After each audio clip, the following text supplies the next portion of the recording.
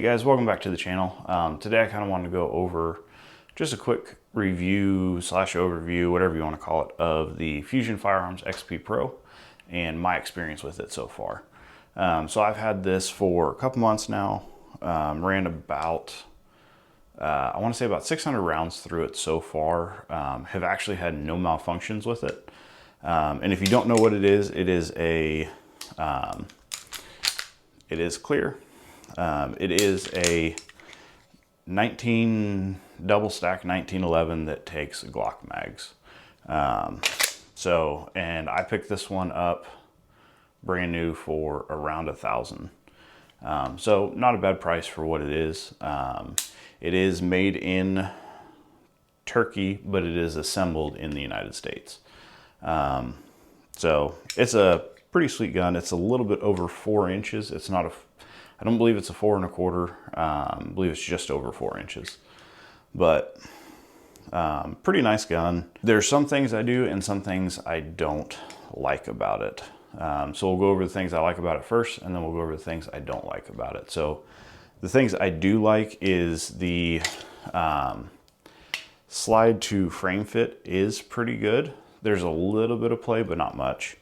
And the slide is extremely smooth especially for the gun in that price point. I do like the magwell they included with it. You can take it off. It's a decent sized magwell. And for me, I feel like with the size of the grip, the magwell pushes my hand up. So I can definitely have a little bit better control over the gun. But with the grip, when we go over the downsides to it, there are a few things that I'm not a big fan of on the grip. But we'll get to that here in just a minute. I do like the way the safeties are. It's a little hard to see, but it definitely has some wider safeties, which is a nice feature. It is super easy to get the safety on and off, and there's really not a lot of play in the safeties as well. It does come with a extended slide release from the factory. I kept riding that slide release with my grip. So I went ahead and ordered the regular slide release, and I didn't have any other issues with the slide locking back on that. I do like how it comes with optic plates straight out of the box. So you have one for a Delta Point Pro, and you have one for the RMR.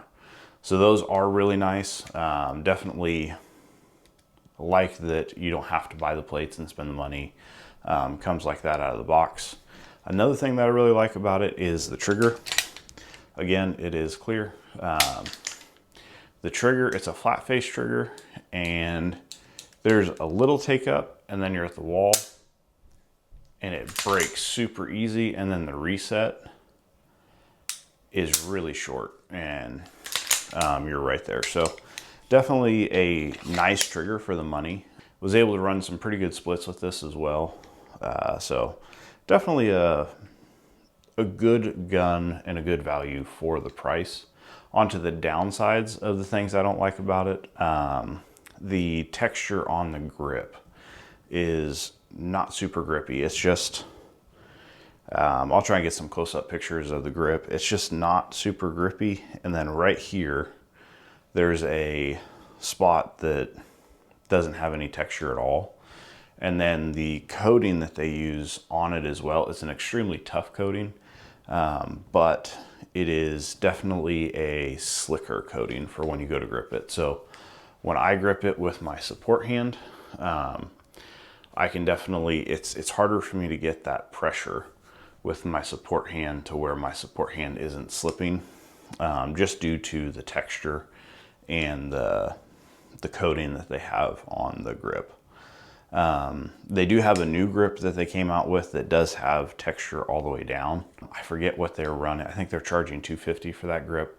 It's not bad for a metal grip. This is a steel frame as well, and then an aluminum grip. It would be nice if they came out with some sort of polymer grip. That way people could stipple it or something like that. But again, for the price, you're really getting a a pretty decent value. Another thing that I did notice, I am running the Defender XL on this, and after shooting my last 100 rounds or so, the front of the glass is getting coated with carbon. Not a big deal, but it might bother some people. But again, that was after about the last 100 rounds. So like I said, I've had about 600 rounds through it so far, and it's got a pretty good line right up the middle from the carbon. Other than that, I mean, there's not really a lot to not like about it other than what I already listed. I do wish that more holster companies had a holster for this. I would really like to carry an appendix for a little while, but there's just not a lot of holster options for it at the moment. It is really nice with having the pick rail, and the way that the Surefire sits on there, sits flush with the trigger guard, and I think it looks really good with the Surefire X300 on it, and definitely runs really smooth with the X300 on it. But again, I tried it in my MSP holster by Tier 1, and it just sits so far down that by the time you go to grab it, no matter where you're riding the clips, it's just too hard to get to. So it sits too far down in that holster. So that's just one of the downsides to it. But again, for the money, I've seen them for around $850 to $875 right now. So for the money, not bad. I mean, there's stuff like the Platypus, but those you're looking at closer to $1,700 right now. Staccato released one that takes Glock mags. I really like to mess with those, but they're a little bit out of my price range at the moment. So for the money, if you're looking at something under $1,000, not a bad option, especially for a 2011 that takes Glock mags. So definitely check it out, and definitely like and comment down below. Let me know what you think. Follow, and definitely check out the channel for more upcoming videos, hopefully soon.